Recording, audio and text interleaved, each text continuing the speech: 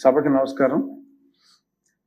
ఈరోజు ఈ సభలో నేను ఇలా కూర్చోగలిగి మాట్లాడటానికి ముఖ్య కారకులైన గౌరవనీయులైన ముఖ్యమంత్రి వర్యులు నారా చంద్రబాబు నాయుడు గారికి, అలాగే జనసేనాని పవన్ కళ్యాణ్ గారికి, రాజు గారు కోప్పడతారు, మనస్ఫూర్తిగా మీరు చెప్పకపోయినా చెప్పేవాడిని, ప్రధాని నరేంద్ర మోడీ గారికి, భారతీయ జనతా పార్టీకి, అలాగే నాకెంతో సహకరించిన శాసనసభ్యులకు,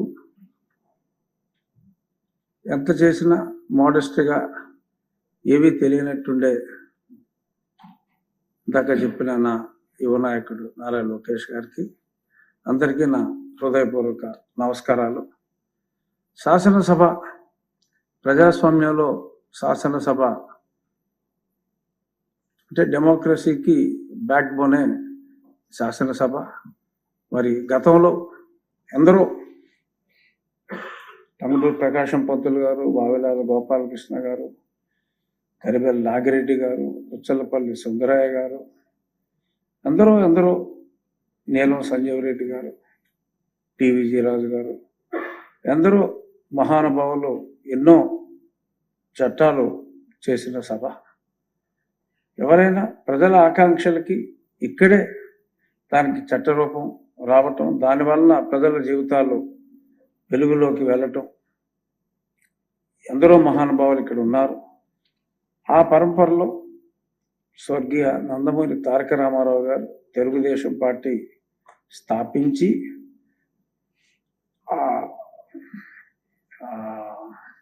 సంక్షేమం అనే దాన్ని ఒక కొత్త ఒరవడి సృష్టించి భారతదేశంలో మొట్టమొదటిసారిగా సంక్షేమం యొక్క విలువ, సమాజమే దేవాలయం, ప్రజలే దేవుళ్ళు అని ఊరికనే స్లోగన్తో కాకుండా పరిపూర్ణంగా ఆయన విశ్వసించి మరి గొప్ప సంస్కరణల్లో చేపట్టి ప్రజామోదంతో, సభ్యుల ఆమోదంతో మరి ప్రజల జీవితాల్లో వెలుగు నింపింది ఈ సభ. ఆ పరంపరని కొనసాగిస్తూ ఆ బావుటాన్ని నిరంతరం వెలిగిస్తున్న మహానుభావులు చంద్రబాబు నాయుడు గారు సంక్షేమానికి కూడా ఎన్నో చట్టాలు ఇక్కడికి తీసుకొచ్చి మనం ముందుకెళ్తున్నాం. మరి అటువంటి మహానుభావులు ఎందరో మరి మాట్లాడిన ఈ అసెంబ్లీలో మరి గత 5 సంవత్సరాల్లో భాష మారిపోయింది. అతి దారుణంగా శాసనసభలో ఒక వ్యక్తులు ఇలాగ మాట్లాడతారా అని ఎంతో జుగుప్స కలిగించే విధంగా మాట్లాడారు. ప్రజలు చాలా తెలివైన వాళ్ళు.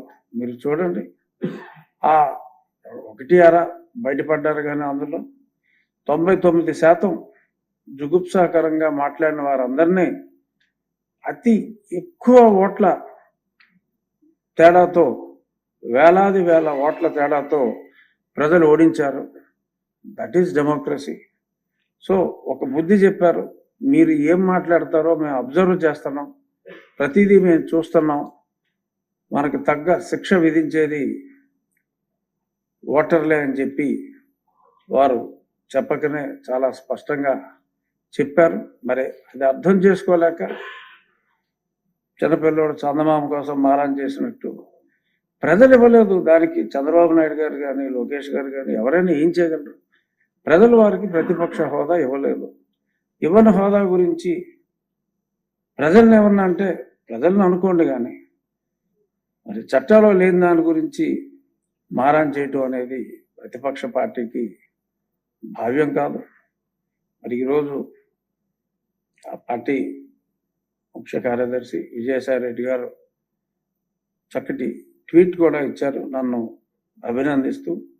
మరి సభ సజావుగా జరిగే విధంగా మీరు గతాన్ని గుర్తుపెట్టుకోకుండా చాలా బాగా నడిపిస్తారని చెప్పి it's a very positive statement. మరి అలాగే ఈ చందమామ మారాలు మానేసి ఇందాక మా అచ్చెన్నాయుడు గారు కోరుకున్నట్టు ఒక్కరోజు కాదు ఎక్కువ రోజులు ఇక్కడికి రావాలని నేను కూడా మనస్ఫూర్తిగా కోరుకుంటున్నాను. నాకు మైక్ ఇవ్వట్లేదు అంటే ఒకసారి వచ్చి చూస్తే కదా తెలిసి ఇది మైక్ ఇస్తున్నారో లేదో. రాకుండానే నాకు మైక్ ఇవ్వట్లేదు అంటే డెఫినెట్గా 11 మంది సభ్యులు ఉన్నారు కాబట్టి వారికి ఉన్న సమయం డెఫినెట్గా వారికి ఇవ్వటం జరుగుతుంది. ఇంట్లోనే సెట్టింగ్ వేసుకుని మాట్లాడటం కరెక్ట్ కాదు. ఇంత వైభవంగా అసెంబ్లీ హాల్ ఉన్నప్పుడు వారి ఇక్కడికి వచ్చి తప్పనిసరిగా కుసంస్కారులు కాదు, మా గౌరవనీయులైన ముఖ్యమంత్రి వర్యులు ఇటువంటి చెత్త భాషని ప్రోత్సహించే వ్యక్తి కాదు, అగౌరవపరిచే వ్యక్తి కూడా కాదు. కాబట్టి నేను గతంలో కూడా శాసనసభ్యుడిగా ఉన్నప్పుడు తోటి శాసనసభ్యుడిగా అసెంబ్లీలో వారికి తెలియజేయడం కూడా జరిగింది, మీరు రండి అసెంబ్లీకి కంపల్సరీగా అని. ఇప్పుడు ఉపసభాపతిగా కూడా అత్యున్నత విలువలు పాటిస్తూ మీరు హోదా మర్చిపోండి. ఎందుకంటే నాకు తెలిసిన న్యాయ పరిజ్ఞానంలో ప్రతిపక్ష నాయకుడు హోదా రాదు. మారం మానేసి వచ్చేయండి అసెంబ్లీకి, ఇది గౌరవ సభ, తప్పకుండా మిమ్మల్ని గౌరవిస్తామని చెప్పి ప్రతిపక్షానికి కూడా నేను మనస్ఫూర్తిగా తెలియజేస్తున్నాను. నేను ఎంపీగా ఎన్నికైనప్పుడు పెద్దలు వెంకయ్యనాయుడు గారి దగ్గరికి వెళ్ళి, గురుగారు మీరు నాకు కొన్ని ఎలా నడుచుకోవాలో చెప్పండి అంటే, ఒక్కరోజు కూడా పార్లమెంట్ మనకు కోవలన్ షక్దర్ పుస్తకం కొనుక్కుని ఖాళీగా పెడతావేమో, ఆయన విట్టు ఉంటుంది కదా, చదువు, డిబేట్లో యాక్టివ్గా ఉండు అని చెప్పి ఆయన చాలా స్పష్టంగా చెప్పారు. ఆయన చెప్పిన దాన్నే నేను 99% అటెండెన్స్ నాది. ఒకరోజు సంతకం పెడతాం మర్చిపోయా, ఒక్కరోజు మటుకు కరోనా వచ్చినప్పుడు వెళ్ళలేకపోయా, 2 రోజులు నేను సభకి అటెండ్ అవ్వలేకపోయాను. సో అందరికీ ఇందాక లోకేష్ గారు కూడా అన్నారు చాలా మంది కొత్త వాళ్ళు ఉన్నారని. సో వెంకయ్యనాయుడు గారి సూచనలు కొత్తవారు అందరూ కూడా పాటించాలి. మీరందరూ అందరి శాసనసభ్యులకి కూడా తప్పకుండా మాట్లాడే అవకాశం ఉండాలి అనేది నా అభిమతం కూడా. గతంలో లోక్సభలో ఉన్నప్పుడు కూడా ఒకసారి కూడా మాట్లాడిన వాళ్ళు చాలా పర్సంటేజ్ ఉండేవాళ్ళంటే అప్పుడు లోక్సభాపతి గారితో, ఓం బిర్లా గారితో నేను ఆయనతో చాలా స్నేహంగా ఉండేవాడిని. ఈ అందరికీ మాట్లాడే అవకాశం రావాలి అంటే ఎవరైనా మాట్లాడకపోతే వాళ్ళని వెతికి ఈరోజు నువ్వు మాట్లాడాలి అని చెప్పి ఇన్సిస్ట్ చేసి కూడా మాట్లాడించారు. అలాగా ఏ ఒక్కరిని కూడా అవకాశం ఉన్నంత వరకు నేను వదలను, కంపల్సరీగా మాట్లాడమనే కోరుకుంటాను. సమయం ఉన్నప్పుడు లైబ్రరీకి వెళ్ళి మరి గతంలో పెద్దలందరూ మాట్లాడిన ఆనిముత్యాలు లాంటి మాటలు, ఆ రోజుల్లో డిబేట్ అంటే నేను పార్లమెంట్ లైబ్రరీలో కూడా చాలా విన్నాను. చాలా కన్స్ట్రక్టివ్గా ఒక నాయకుడు ప్రతిపక్ష నాయకుడిని అద్భుతంగా గౌరవించే విధంగానే మరి సాగేవి. మరి ఈ బూతులు కల్చర్ అనేది అన్ఫార్చునేట్గా ఈ సభలోనే గతంలో జరిగింది. అటువంటిది డెఫినెట్గా రిపీట్ అవ్వదు. పెద్దలు పవన్ కళ్యాణ్ గారు ఒక సూచన చేశారు, విమర్శ మరి ఈ సోషల్ మీడియాని కంట్రోల్ చేసే విధంగా ఒక చట్టం అని. ఎందుకంటే సోషల్ భావ వ్యక్తీకరణ వేరు, మరి ఒక స్త్రీలని అవమానకరంగా మాట్లాడటం వేరు. భావ వ్యక్తీకరణ పేరుతో దిగజారిన భాషతో మరి మహిళల్ని అవమానకరంగా మాట్లాడటం అనేది, అది కూడా సభలోనే మాట్లాడటం అనేది అత్యంత హేయం. దానికి తప్పకుండా చట్టం తీసుకురావాల్సిన అవసరం ఉంది. అది మన అందరి బాధ్యత. పెద్దలు చంద్రబాబు నాయుడు గారి అనుమతితో డెఫినెట్గా వీలైనంత త్వరగా సభ్యుల సూచనతో పవన్ కళ్యాణ్ గారు చెప్పినట్టుగా ఆ చట్టం అవసరం ఎంతో ఉంది. కాబట్టి నిన్న వాళ్ళు కోర్టుకు వెళ్ళినా కూడా మరి కోర్టు కూడా దాన్ని వాళ్ళ అభ్యర్థాన్ని తిరస్కరించడం జరిగింది. మమ్మల్ని తిట్టేశారు మీరు అని చెప్పి కూడా చెప్పడం జరిగింది. చాలా దారుణంగా న్యాయమూర్తుల గురించి కూడా మాట్లాడారు. It is high time. తప్పకుండా ఆ చట్టం గౌరవనీయులైన ముఖ్యమంత్రి గారు స్పెషల్ ఇంట్రెస్ట్ తీసుకుని దాని మీద మన సభలో చర్చించి త్వరగా పవన్ కళ్యాణ్ గారు కోరుకున్నట్టు ఆ చట్టం వచ్చేలాగా మనందరం సమిష్టిగా కృషి చేద్దాం. ఇక నాకు అయ్యన్న పాత్రుడు గారితో కలిసి పనిచేసే అవకాశం ఇచ్చారు పెద్దలు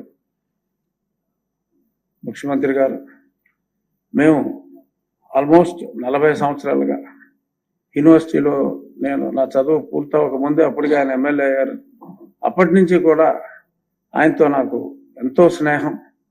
సో అలాగా స్నేహితులిద్దరినీ కూడా మరి ఒకే చోట ఉండేలాగా చేసినందుకు ఈరోజు నా జీవితంలో నిజంగా మర్చిపోలేని రోజు. నాకు ఐఎమ్ లిటిల్ బిట్ ఎమోషనల్. ఈ గొప్ప అవకాశాన్ని నాకు ఇచ్చిన చంద్రబాబు నాయుడు గారికి నేను అజన్మంతం రుణపడి ఉంటాను.